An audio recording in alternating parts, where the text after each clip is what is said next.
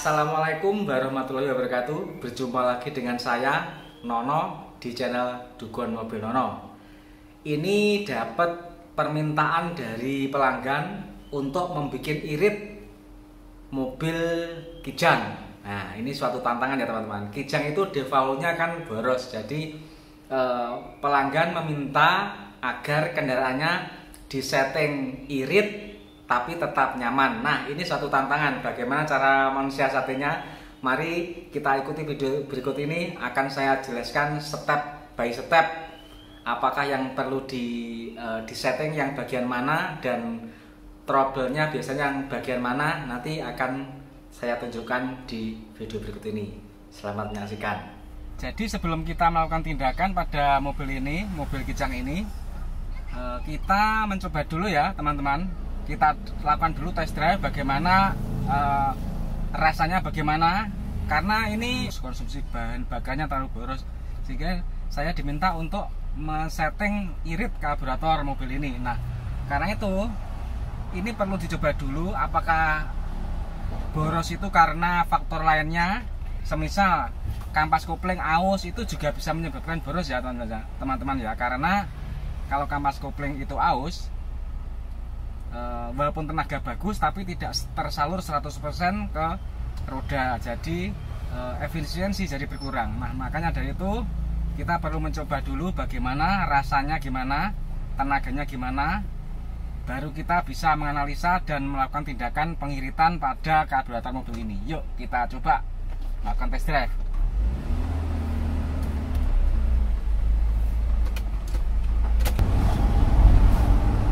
Ya, ini emang nafasnya agak panjang-panjang ya teman-teman. Jadi ini dayanya emang tenaganya oke. Jadi ya mungkin nanti kalau tenaga oke ini kalau kita iritkan nanti tenaga akan berkurang, tapi ya nggak masalah. Yang penting tenaga berkurang nggak apa-apa. Yang penting masih bisa dan nyaman untuk dipakai sehari-hari. Sekarang mari kita coba membuka karburator ini, apakah ini masih layak atau masih memungkinkan untuk diiritkan lebih irit lagi ya teman-teman. Mari kita buka.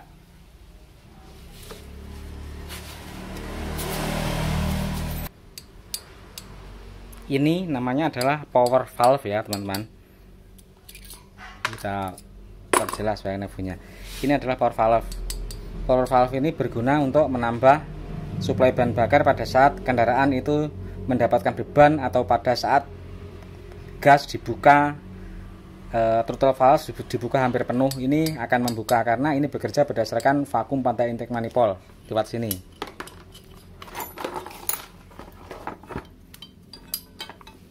Ini kalau vakum tinggi, ini lewat lubang kecil ini ke hisap sini, malah lubang ini tembusnya ke sini. Nah, ini berhubungan dengan intake manifold. Karena vakum tinggi, akhirnya ini ketarik gini, ketarik oleh vakum, akhirnya ini katup pengaya ini menutup. Nah, permasalahannya kalau katup pengaya ini udah rusak, misalnya begini, rusaknya kocak begini ya. Nah, rusaknya kocak begini, ini akhirnya udara-udara vakumnya bocor melalui sela-selanya ini walaupun vakum tinggi ini tidak bisa ketarik begini. Nah, ini selamanya akan menekan ke bawah sini, menekan ini, akhirnya membuka spuyer sebesar 0,70 mm. Nah, lumayan besar kan nilainya. Seandainya ini 120 ditambah misalnya ya, ini primer ini ukurannya 120 misalnya ya, terus ditambah ini 70, berarti besarnya sudah 190.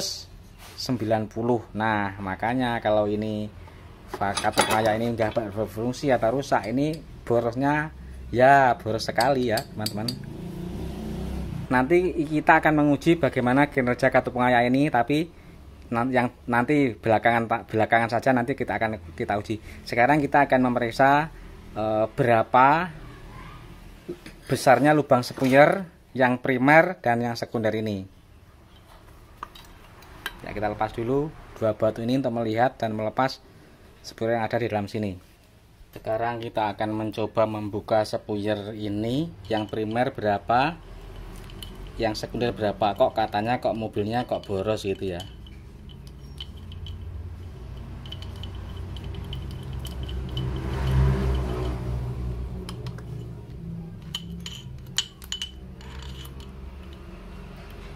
Nah, ini yang primer. Sebenarnya ini ukurannya sudah sedikit kecil ya. Maaf nggak fokus. Nah, seperti ini. Ini 110 sudah diiritkan ini teman-teman, ini sudah diiritkan ya. Sudah kecil ini lubangnya. Terus yang sekunder berapa? Coba kita lihat.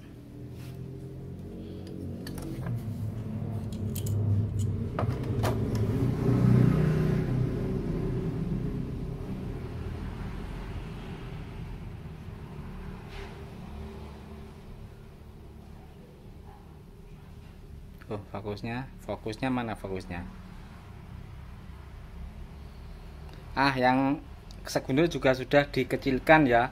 Dua-duanya sudah kecil, primer kecil, sekunder kecil. Nah, tapi kenapa kok bisa boros? Sudah kecil semua, kok bisa boros?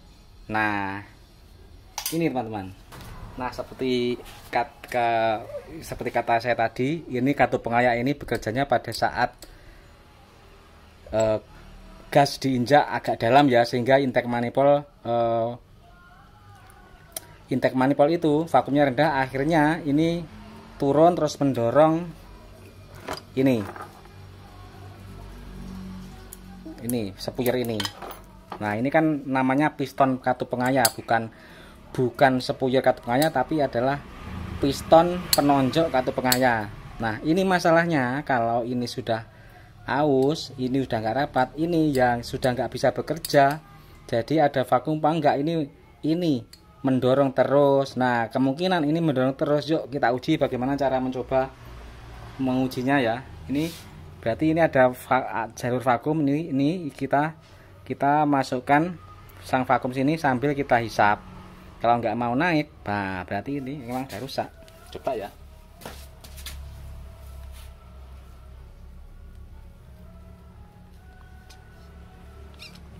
Nah, dihisap pun dia sudah nggak mau naik. Jadi benar ya, spuyer ukuran 110 punyanya yang primer ditambah 70 punyanya katup pengayak, berarti jumlahnya menjadi 110 ditambah 70, 180. Nah, 180 itu ukuran yang terlalu besar. Jadi ini jalan pelan, jalan kencang, datar, jalan naik itu konsumsinya tetap boros. Makanya ini. Terus bagaimana cara mengiritkannya kalau ini sudah rusak? Nah, sebaiknya karburator ini diganti. Tapi kalau tidak mau mengganti ya, ini piston katup pengayak ini kita bunuh saja. Caranya gimana? Kita matikan pada posisi atas begini supaya dia tidak menekan terus kepada katup pengayaknya ya. Nanti kita akan matikan segini saja. Sebelumnya, untuk lebih yakin lagi, coba kita tes menggunakan vakum tinggi dari mesin yang telah kita hidupkan. Maksudnya kita beri vakum dari mesin mobil yang mestinya dalam keadaan hidup. Jadi itu adalah simulasi bagaimana ini bekerja atau enggak. Yuk kita uji coba. Kita memakai mesin ini untuk memakai vakum dari intake manifoldnya ya.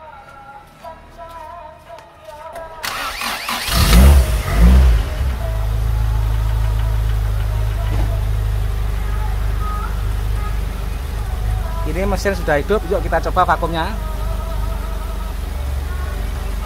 Nah, ini teman-teman, ini ada vakum ya, vakum kita masukkan sini ya, dia tetap tidak berfungsi ya, dia tidak berfungsi, makanya ini boros. Kita pakai vakum langsung saja, dia tidak mau bekerja.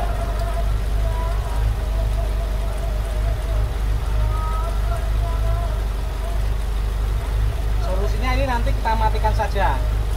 Nah, ini jadi positif ya, piston katup pengayak sudah tidak mau bekerja lagi alias membuka terus. menonjok terus. Jadi ini solusinya ya kita matikan saja. Terus sekarang bagaimanakah cara mematikan piston katup pengayah ini? Nah, caranya begini ya teman-teman. Caranya mudah bin gampang ya. Ini kita lepas baut penguncinya ini. Nah, ini kita lepas begini. Selanjutnya ini nanti kita hadapkan ke sini biar ini ketahan masuk ke dalam pistonnya.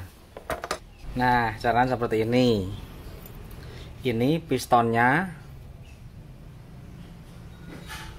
kita masukkan mati ke dalam karena posisi penguncinya ini mengganjal bagian atas ini. Nah, ini nanti tidak bekerja, jadi katup pengayahnya akan tertutup terus, tidak bekerja. Kalau difungsikan pun ini sudah tidak mau karena udah rusak ya.